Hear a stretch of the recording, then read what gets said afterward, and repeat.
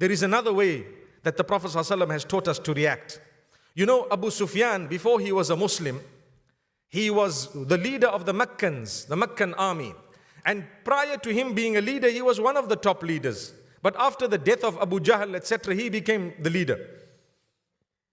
He prepared an army to come back to attack Muhammad sallallahu alaihi wasallam, and the Meccans had sent a huge army to come and attack. And the mu'mineen were small in number, 313, small number. They were not even prepared with their own weapons. And what happened? The army had come forth and they were coming. Someone got to Muhammad sallallahu alaihi wasallam and told him that Abu Sufyan and them are coming. And this is the condition upon which they are coming, which means they're heavily armed. You know what? Allah mentions this in the Qur'an. الذين قال لهم الناس إن الناس قد جمعوا لكم فاخشوهم فزادهم إيمانا وقالوا Hasbunallahu wa Ni'mal Wakeel. Allah says, do you remember the time when the people came to the Messenger sallallahu alaihi wasallam and told him that those people are coming?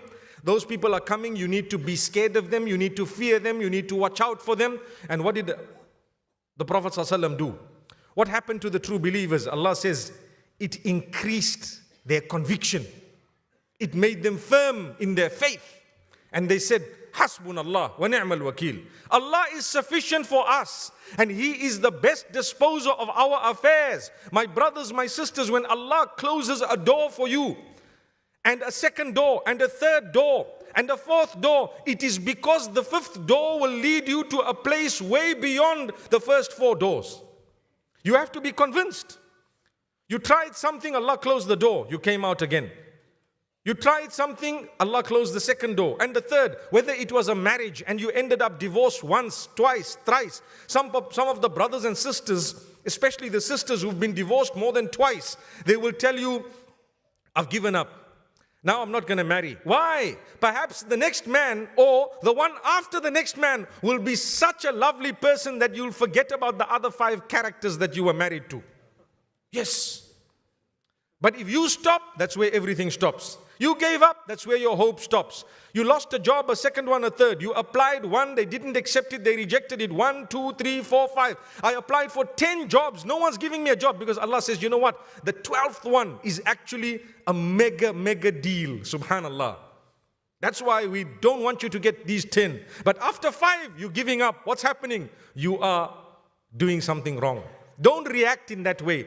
A reaction of giving up hope is not part of the dictionary of a mu'min. A believer does not give up hope. When something happens, you suffered a loss today, a loss tomorrow. 1 year, business is not going right. 2 years, something is going wrong. For as long as you did not give up hope and you keep thanking Allah and you keep trying, trust me, 5 years later, that multi-million-dollar deal that people were waiting, notice I said dollars, not rands, that people were waiting for, subhanallah, came to you. But what happened the 5 years? You struggled. Suddenly you shot up to the top. That was Allah. Why? You reacted with hope. In the face of that, which would have brought about hopelessness to those who don't believe. Allahu Akbar.